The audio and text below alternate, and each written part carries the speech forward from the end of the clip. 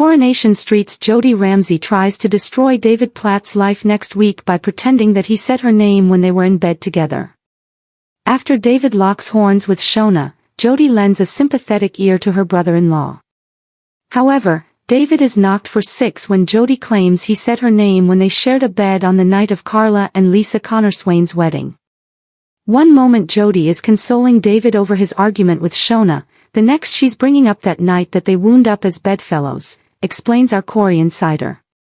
That alone is enough to make David squirm, but then Jodie claims that he said her name, so he must have known it was her. Poor David is at his wits' end with Jodie's games.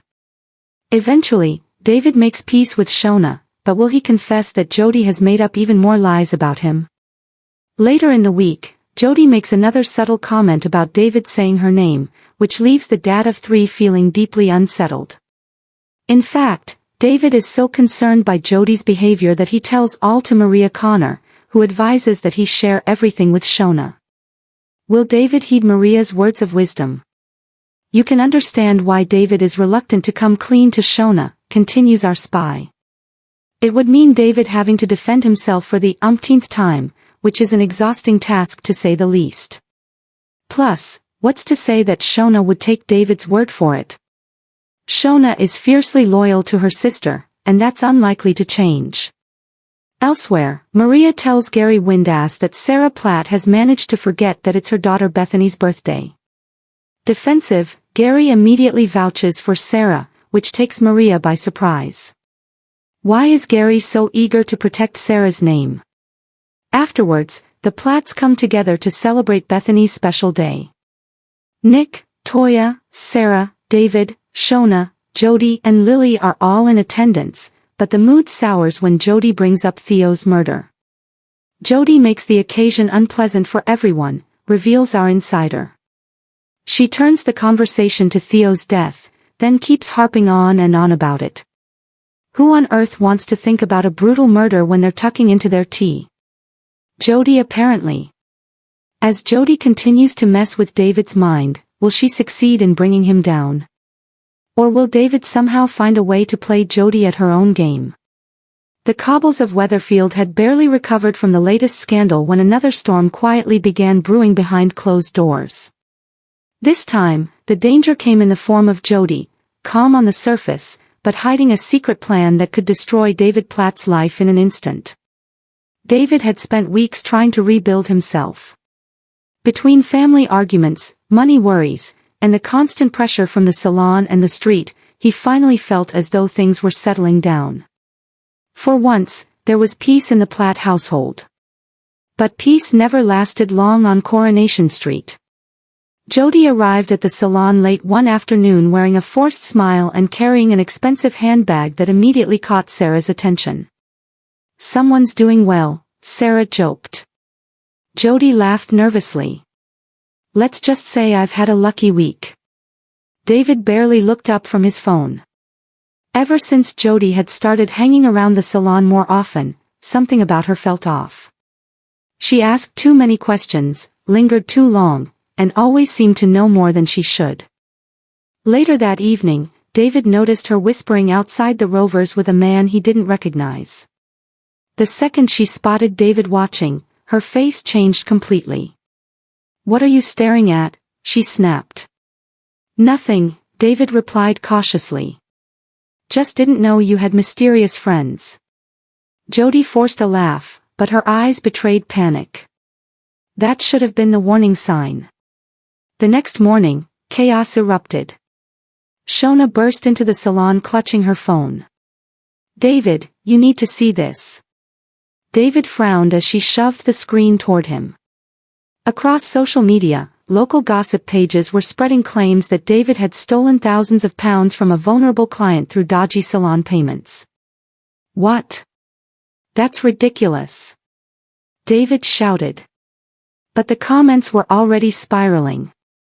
"Always knew he was shady. Typical Platt behavior. Someone call the police." David's stomach dropped. Sarah immediately defended him, insisting there had to be some mistake, but the damage was already spreading across Weatherfield. Customers cancelled appointments within hours. Audrey was horrified. "David, tell me honestly, this isn't true."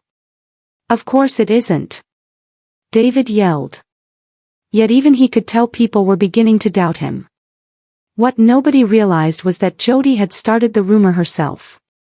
The night before, she had created fake screenshots showing supposed bank transfers linked to David's account. She sent them anonymously to gossip pages, carefully crafting a believable lie designed to ruin him completely. But why? The answer came later when Jodie secretly met the mysterious man again in Victoria Garden.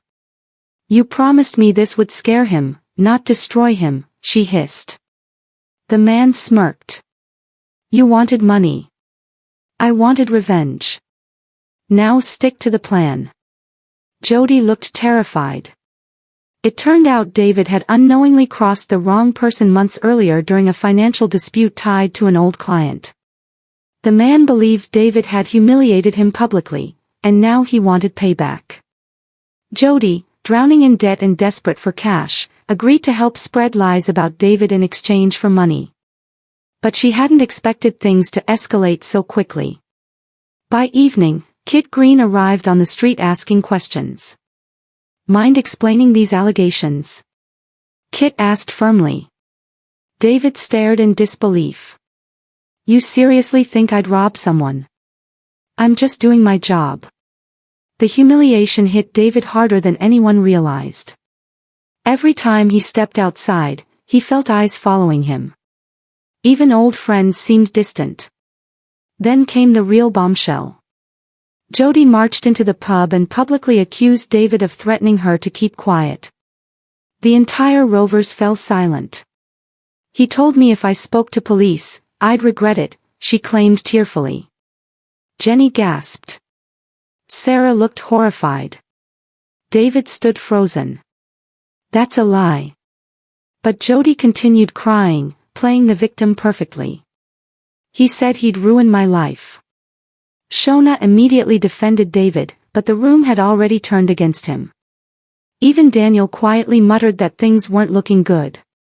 David stormed out in fury while whispers followed him down the cobbles. Back at home, he smashed a mug against the kitchen wall. "I didn't do anything," he shouted.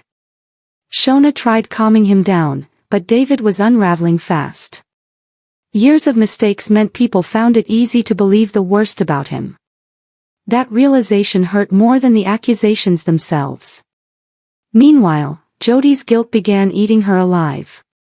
She watched David sitting alone outside the precinct the next day, completely broken. For a brief moment, she looked ready to confess everything. Then her phone buzzed. A message from the mystery man. "Stick to the script, or everyone learns your secret too." Jodie paled instantly. Now trapped in a dangerous game, she realized she had become just as much a victim as David. But how long could the lie survive? Sarah soon noticed inconsistencies in Jodie's story. The timeline didn't add up, and one of the fake screenshots contained a date from a day David wasn't even in Weatherfield. Suspicious, Sarah secretly began digging deeper. And when Shona discovered security footage showing Jodie meeting the mysterious man before the accusations surfaced, the truth suddenly seemed much closer to exploding. The question was no longer whether David would clear his name.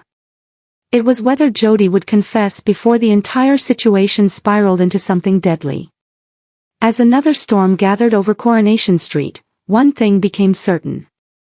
The biggest betrayal was still yet to come. Thanks for watching. Don't forget to like, comment, and subscribe to Crown ST.